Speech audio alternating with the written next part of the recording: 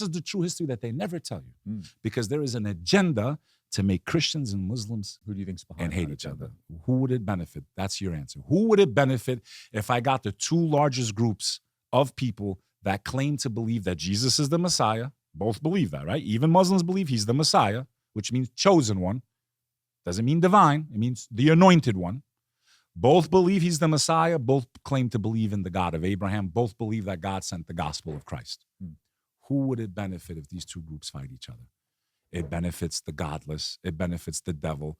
Or it benefits geopolitical reasons. If I can get the two largest groups to fight each other, I can control all of them. You guys answer that question yourselves. That's who it benefits, Sean Kelly. Jeez. Man, you know your stuff. I'd love to see you debate Wes Huff. It's not the debate. It's more of, I'm going to point out simple facts, brother.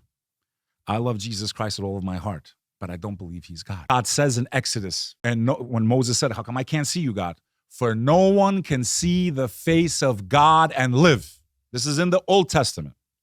Did God forget? Did all of a sudden when Christ, okay, Wes Huff, Jesus is God. Okay, I'll give you that. Then the Bible's wrong. You have to pick. You don't get both.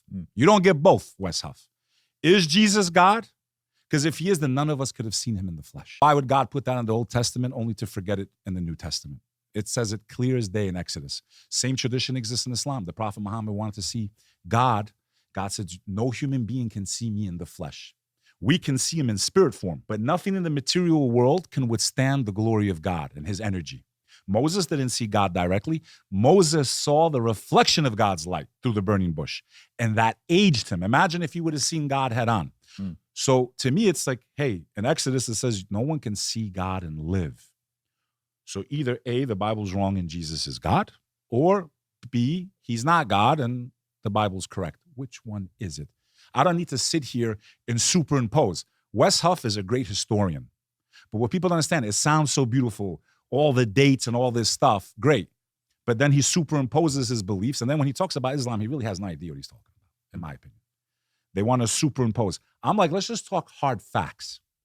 Hard facts. God said, you can never see me in the human form. You had a man who came down, right? And what? He's just like the rest of the other prophets, bro. He came to bring the Israelites back on the path of God.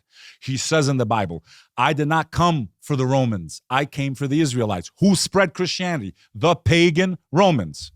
Who was born on December 25th? Mithra. Look him up.